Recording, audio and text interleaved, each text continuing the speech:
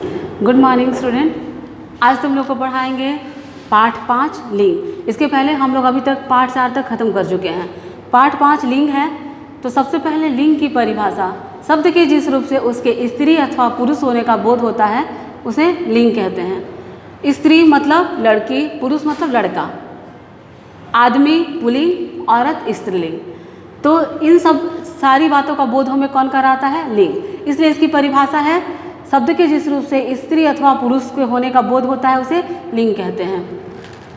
लिंग के 2 भेद होते हैं, स्त्रीलिंग और पुल्लिंग। जिन शब्दों से हमें स्त्री जाति का बोध होता है वो स्त्रीलिंग कहलाते हैं, और जिन शब्दों से हमें पुरुष जाति का बोध होता है उसे पुल्लिंग, वो पुल्लिंग कहलाते हैं। स्त्रीलिंग लड़की, औरत, बालिका, शेरनी, सेठानी, मालिन।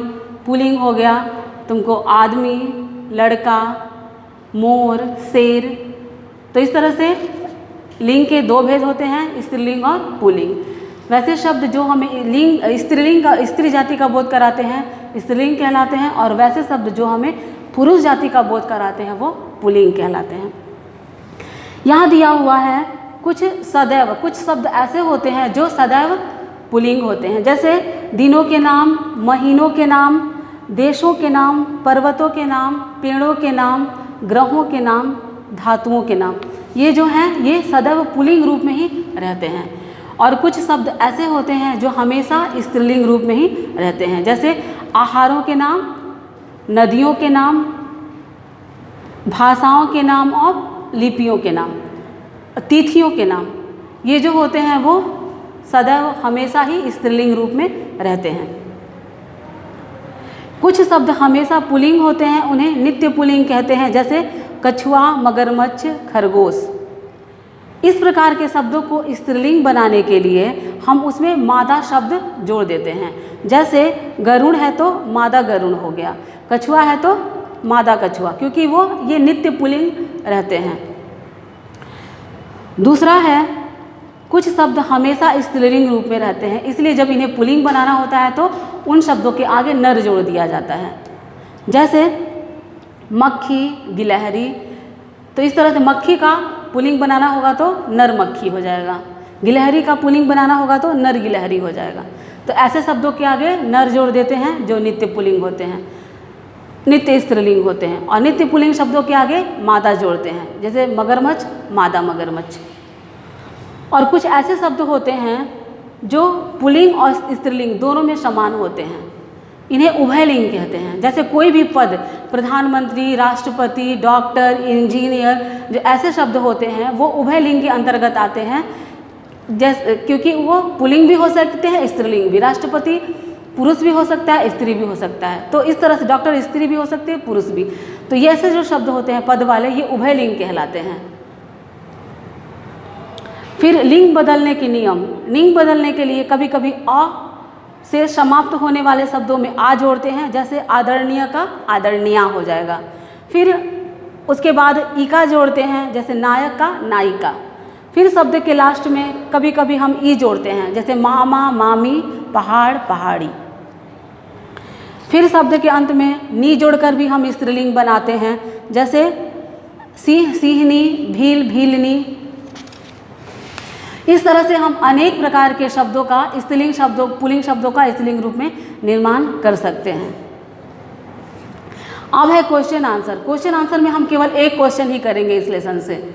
जरूरी नहीं है सारे क्वेश्चन को लिखना, समय कम है, क्लास भी एक दिन ही है, तो इसलिए एक ही क्वेश्चन लिखेंगे CW में। उसको पहला क्वेश्चन है, लिंग किसे कहते हैं, इसके कितने भेद होते हैं। तो बस हम इसी क्वेश्चन का आंसर CW में लिखेंगे। इसको कंपोजिशन नोट के बीच से, जैसा हम बताए हैं कि कंपोजिशन के बीच नोट से जहाँ तुम लोग ऐसे लिखते हो उसी में तुम लोग को वहीं से लिखना है इसको। पहले भी लेसन 4 तक का क्वेश्चन आंसर सेंड कर चुके हैं, और ये लेसन 5 का एक क्वेश्चन उसमें ऐड कर लेना। ये लेसन 5 का है, शब्द किसे कहते हैं, इसके कितने भेद होते हैं। इसका आंसर है, शब्द के जिस रूप से उसके स्त्री या पुरुष जाति के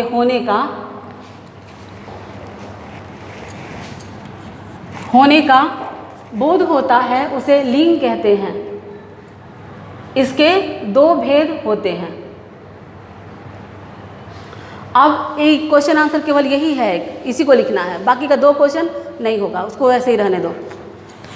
फिर इसके बाद है वन वर्ड में है पेज नंबर 28 में, निम्नलिखित रंगीन शब्दों के लिंग बदलकर वाक्य पुनः लिखिए। इसमें पहला है नौकर खाना लेकर आया, इसका लिंग बदलना है तो नौकर से हो जाएगा नौकरानी, तो ये सेंटेंस चेंज हो जाएगा नौकरानी खाना लेकर आई।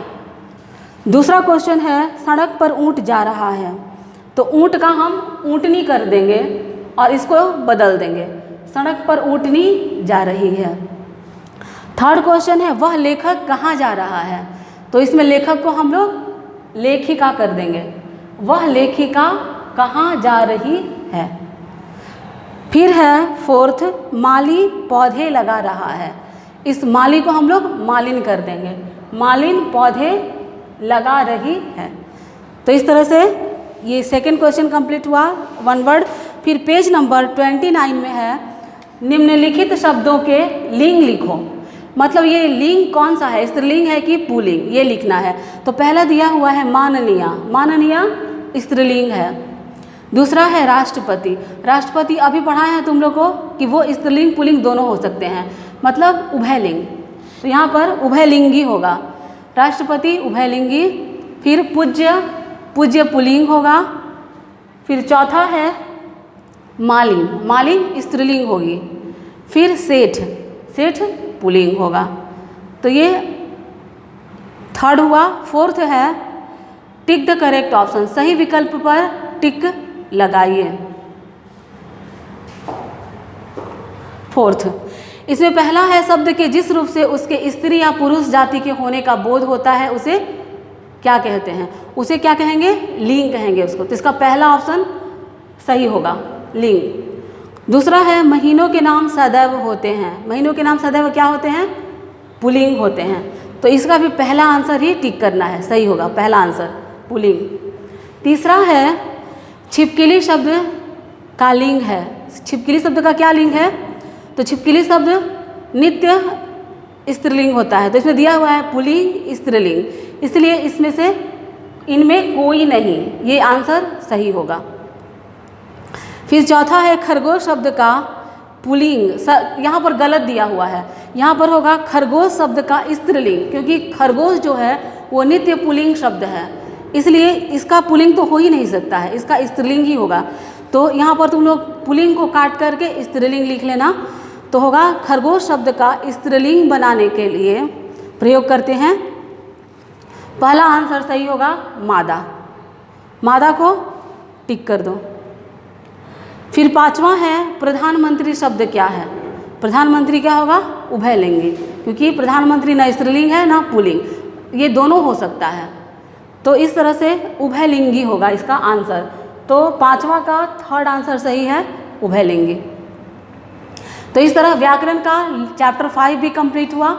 इसको अच्छे से अपने व्याकरण बुक में फिल कर लेना वन वर्ड, और क्वेश्चन आंसर एक ही क्वेश्चन है केवल, इसको अपने कंपोजिशन नोट पर बीच से लिख लेना। अगला वीडियो, अगला चैप्टर नेक्स्ट क्लास में डालेंगे।